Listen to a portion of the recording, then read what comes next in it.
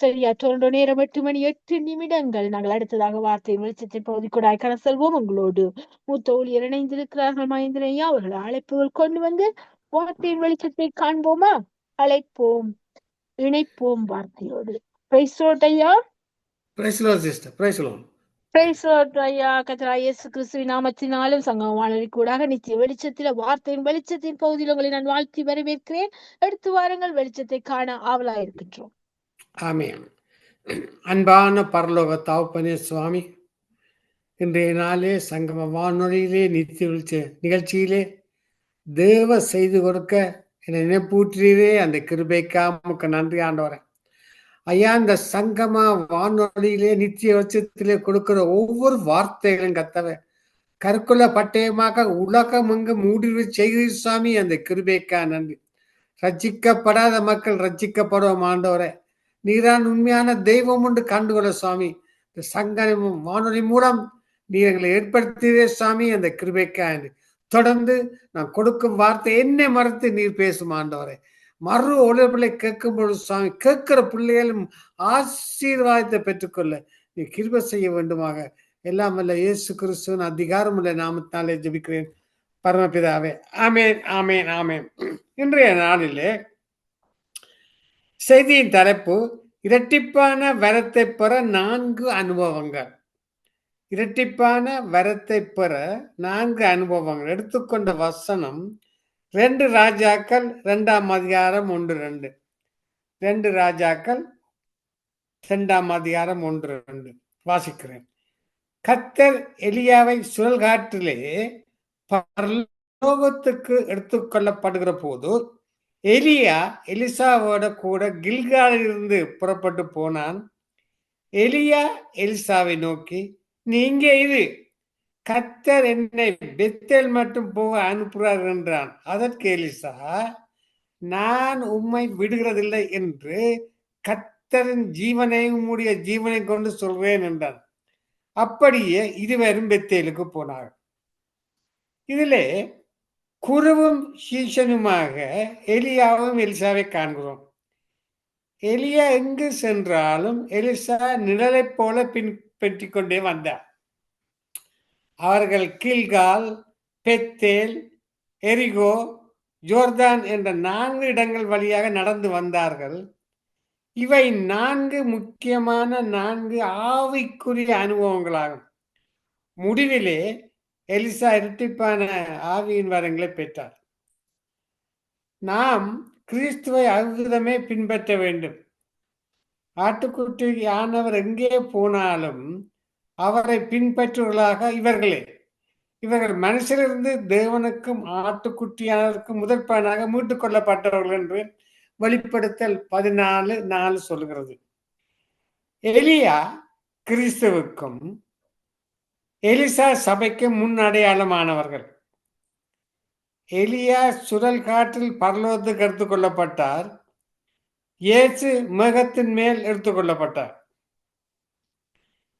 எலியா எடுத்துக்கொள்ளப்படும் போது எலிசா மட்டும் பார்த்து கொண்டிருந்தார். இயேசு எடுத்துக்கொள்ளப்படும் போது எல்லா சீசரும் பார்த்தார்கள். எலியா மேலிருந்த சால்வை விழுந்தது. இயேசு கிறிஸ்து பரலோகத்துக்கு சென்ற பின் பரிசுத்தாவின் வல்லமை அக்கின் அபிஷேகம் விழுந்தது. எலிசா யார்? 12 ஏற்பூட்டி உழுத சப்பாத்தின் குமாரனாக எலிசா. அவன் 12ஆம் ஓரை ஓட்டிக்கொண்டிருந்தான். எலியா அவன் இறக்கு மட்டும் வந்து போய் அவன் மேல் தன் சால்வையை போட்டான். அதுவே ஊழியத்தின் அழைப்பு. எலியாவை பின்பற்றும் முன்பாக எந்த ஏர் வைத்து உழுதாரோ அந்த ஏரை விறகாக்கி உழுவதற்கு வந்த காளையை இறைச்சியாக்கி சமைத்து ஜனங்களுக்கு கொடுத்து விட்டு எலியா பின்தொடரும். நாங்கள் என்றால் அதை வாடகைக்கு கொடுத்து பணத்தை எடுத்துக்கொள்வோம். இயேசுவை பின்தொடர்ந்த சீஷர்கள் மீன்பிடித்தலை விட்டு வலைகளை விட்டு இயேசுவை பின்பற்றினார்கள்.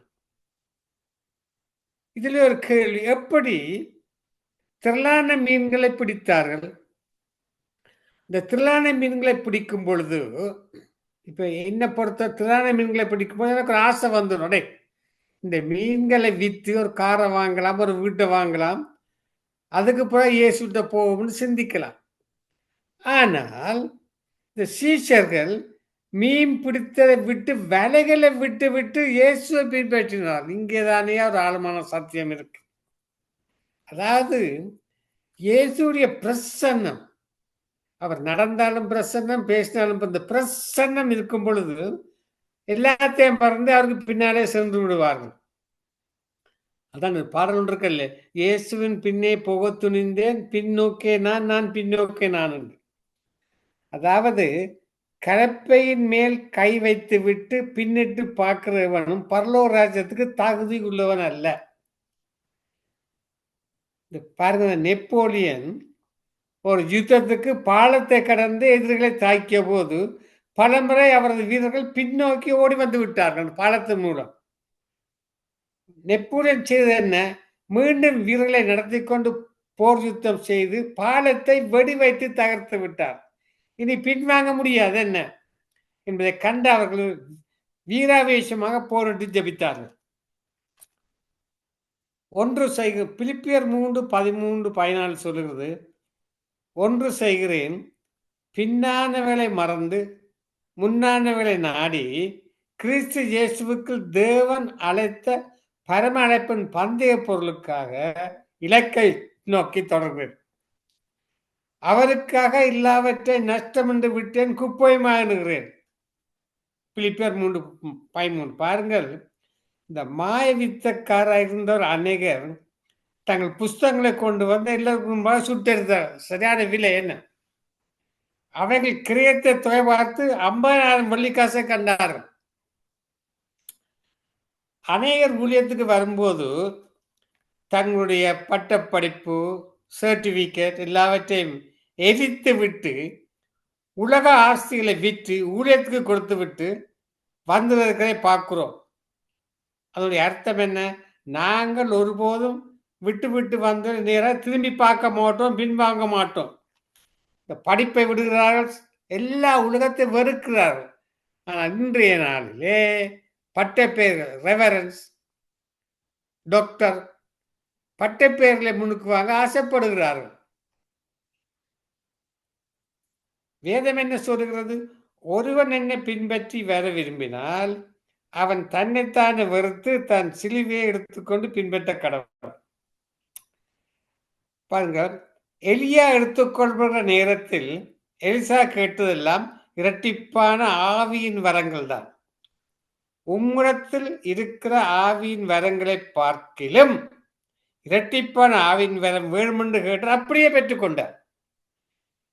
இரட்டிப்பான வரம் பெற்ற கடந்து சென்ற 4 அனுபவங்களை தியானிப்போமா? கில்கால்.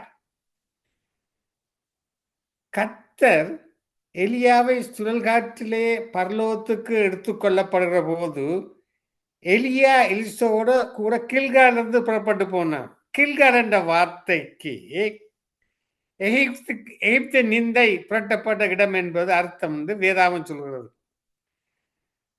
இஸ்ரவேல் ஜனங்கள் 40 ஆண்டுகள் வனாந்திரத்தில் நடந்த பின்பு ஜோர்தானை கடந்து அதில் 12 கற்களை எடுத்து நிறுத்தினார்கள். அந்த ஞாபகார்த்த இடமே கில்கால். அதுவரையிலும் எகிப்தின் நிந்தை, உலகத்தின் நிந்தை, உலகத்தின் ஆசை இச்சைகள் அவர்கள் தொடர்ந்து கொண்டே வந்தது. ஆம், கில்கால் பாவ அடிமைத்தனத்துக்கு ஒரு முடிவு. பாருங்கள், எகிப்துள்ள தானியத்தை ஆசைப்பட்டு ஒரு காலத்தில் இஸ்ரவேல் அங்கே குடி போனார்கள். அந்த ஆசை அவர்களை 430 வருடம் அடிமையாக்கி விட்டது. நீதிமொழிகள் 14:34 நீதி ஜனத்தை உயர்த்தும், பாவமோ இந்த ஜனத்தை இகழ்ச்சி. பாவத்தின் விளைவுகள் பயங்கரமானது. பாவத்தின் சம்பளம் மரணம். பாவம் செய்கிற ஆத்மாவே சாகும். பாருங்கள், தேனை விரும்பி ஓடும் எறும்பு அதில் விழுந்து மடிகிறது. வெளிச்சத்தை விரும்பி ஓடும் விட்டில் பூச்சி விளக்கில் விழுந்து மடிகிறது. சிலந்தி பூச்சியின் வேலையை அறியாமல் வண்டுகள் ஆசையாய் பறந்து அதில் சிக்கி உயிர் துறக்கின்றன.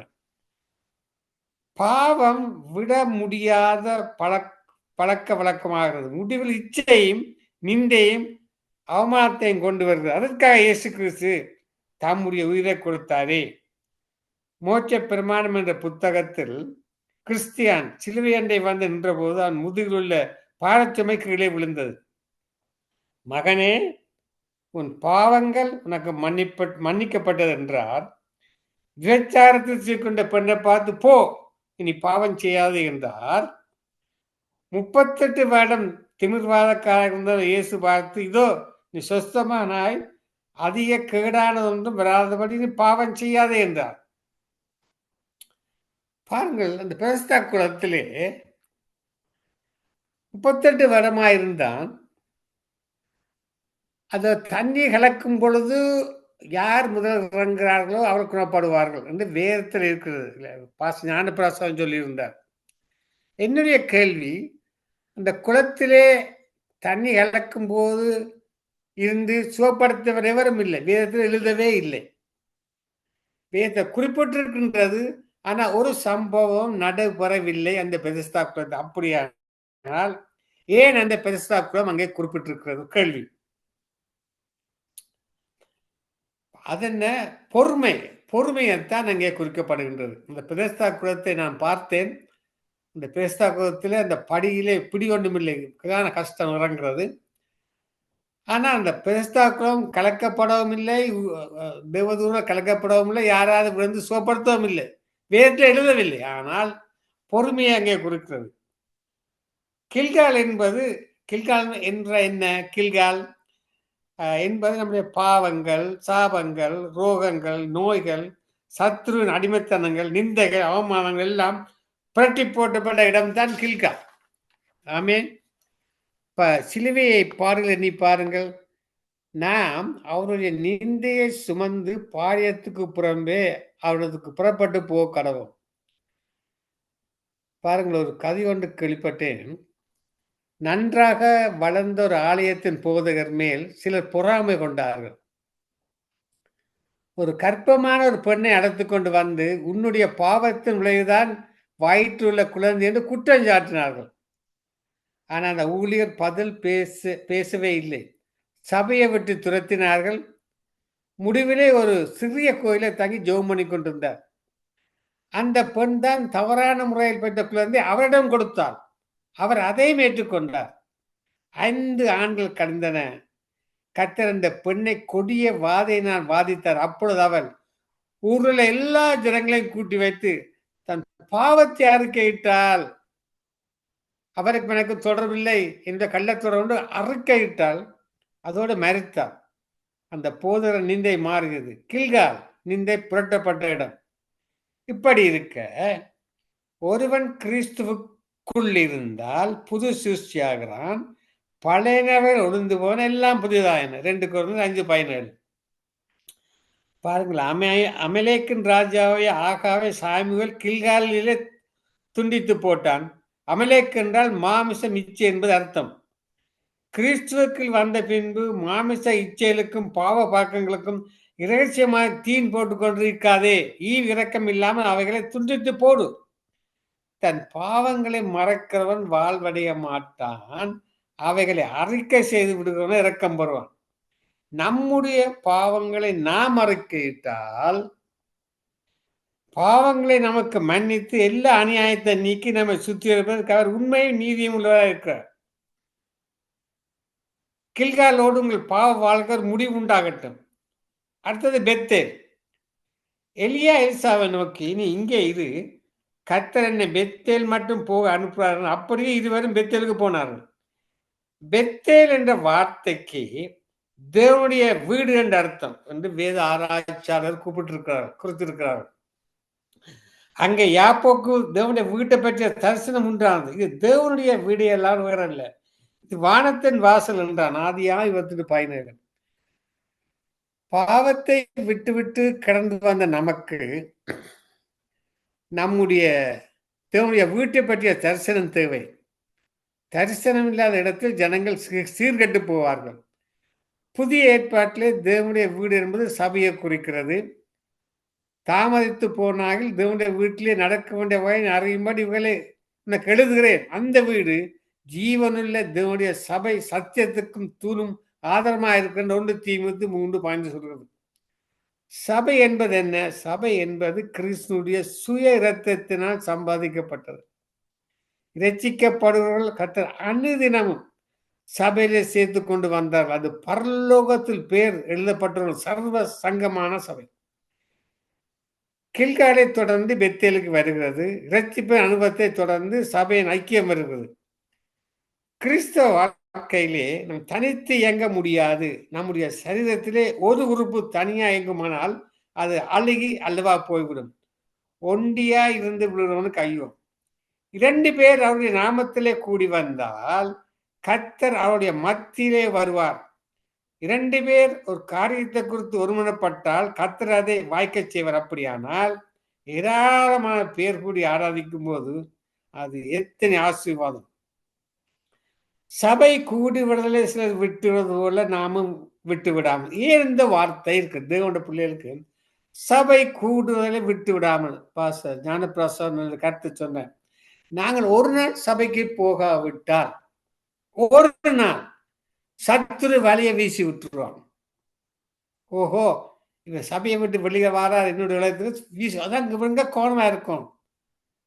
சில பேர் சபைக்கு ஒழுங்கா போறது இல்லை, கூடாது. காரணம் சத்துரு உங்களை பிடித்து கொள்ளுவார். ஒருவருக்கு ஒருவர் புத்தி சொல்ல கடவும். நாளானது சமீபத்தை வருகிறது. எவ்வளவாய் பார்க்கிறீர்களோ அவ்வளவாய் புத்தி சொல்ல வேண்டும்.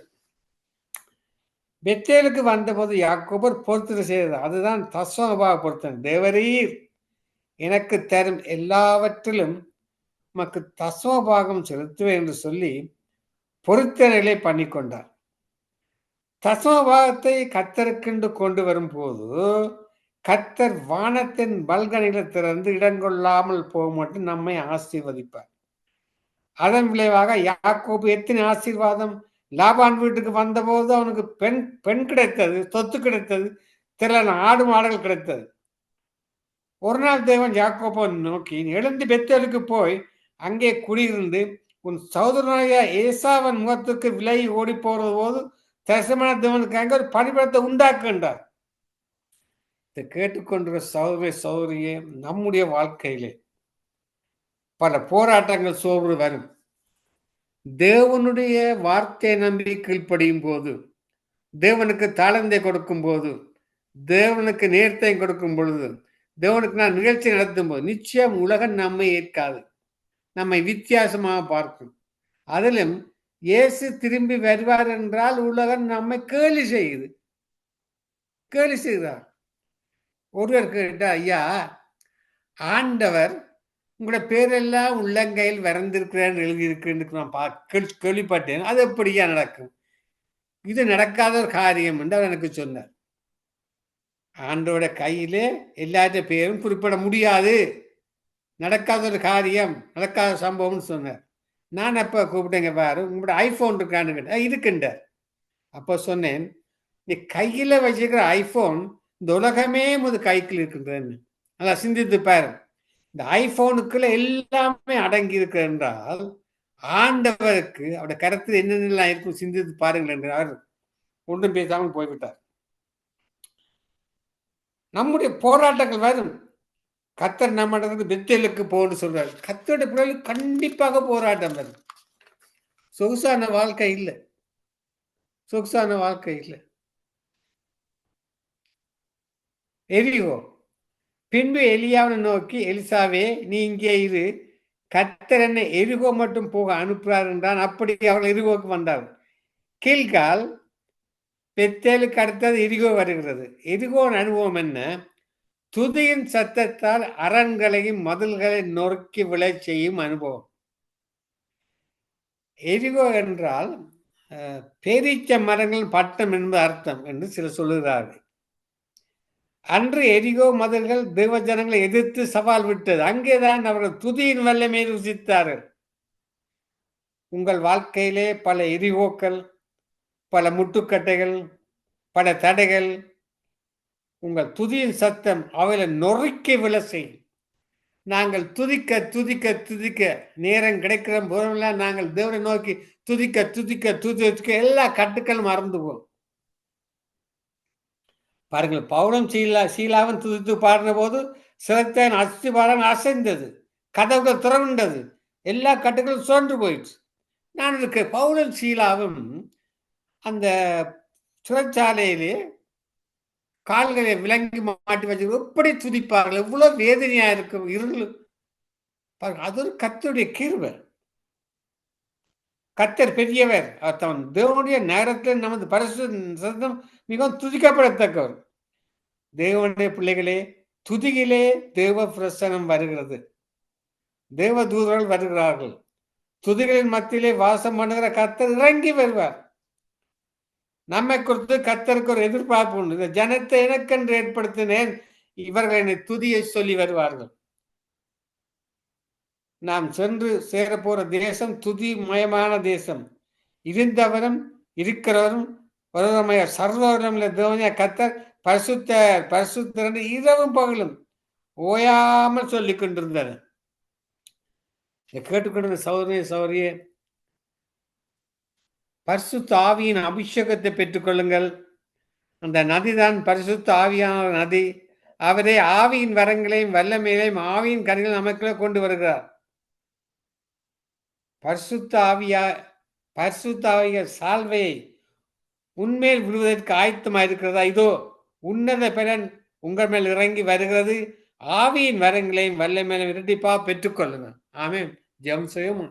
அன்பான பரலோக தகப்பனே சுவாமி, இன்றைய நாள் ராஜா, இந்த இரட்டிப்பான வரத்தை பெற்ற 4 அனுபவங்களை பெற்று சுவாமி, இந்த பிள்ளைகளுக்கு விளக்கி கொடுத்துக்கிற வேதாம ரீதியிலே சுவாமி, கேட்கிற பிள்ளைகளையும் ஆசீர்வதியும், மறுவழுப்புற கேட்கிற பிள்ளைகளையும் ஆசீர்வதியும், சங்கமவாழ் நிலையத்தையும் ஆசீர்வதியும், தொடர்ந்து வரும் இந்த நிகழ்ச்சியை நடத்துகிற சோதனையும் ஆசீர்வதித்து, தொடர்ந்து வரும் ஒவ்வொரு நிகழ்ச்சியும் எந்த வித தடையும் வராது சுவாமி, நீர் ஆசீர்வதித்து நீர் வழிநடத்தவன் உண்டு.